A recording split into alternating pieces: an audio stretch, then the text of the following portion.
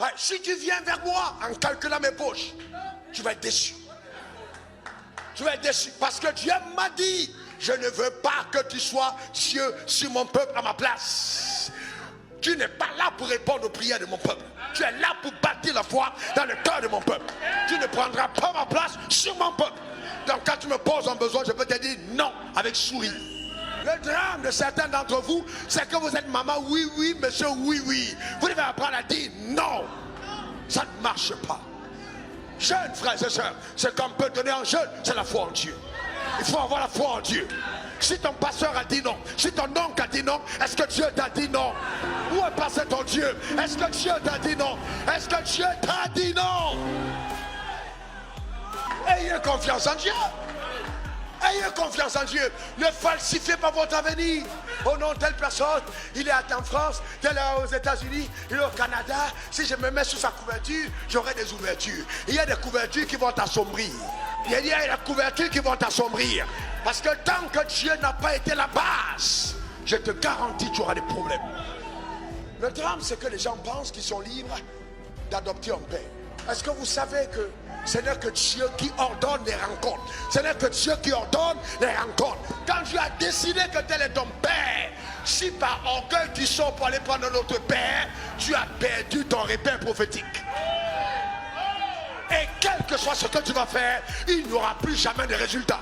Jamais plus. Pourquoi? Parce que tu es sorti de la connexion par l'esprit. Tu es sorti de la connexion par l'esprit. Et je suis d'accord avec le fait que Dieu peut t'avoir connecté à quelqu'un avant, mais la saison de ton élévation, au niveau où tu es arrivé, tu as besoin d'aller dans une autre fréquence. Et c'est tout à fait normal. Jean-Baptiste a lâché certains de ses gars pour aller vers Jésus. Est-ce que vous comprenez? Parce qu'un gars du désert ne t'enseigne pas la royauté. Il ne comprend pas ce que c'est. Il est la fin de la loi parce que la grâce est arrivée par quelqu'un d'autre. Et il faut qu'il quitte de là pour entrer dans la grâce. Et c'est ce qui arrive. C'est ce qui arrive, frère. Il faut bien comprendre ça.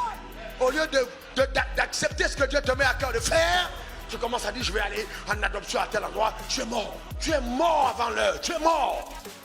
Ta foi n'a même pas été à même de te donner une voiture.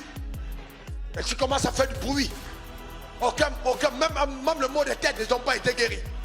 Personne. Aucune maladie n'a disparu. Tu n'as rien, aucune expérience spirituelle. Et tu es déjà perdu. Tu vas dans la rue, tu es devenu une superstar. Alors que les gens, dont les femmes prennent la main la nuit, pouvaient sur la tête, ils sont calmes.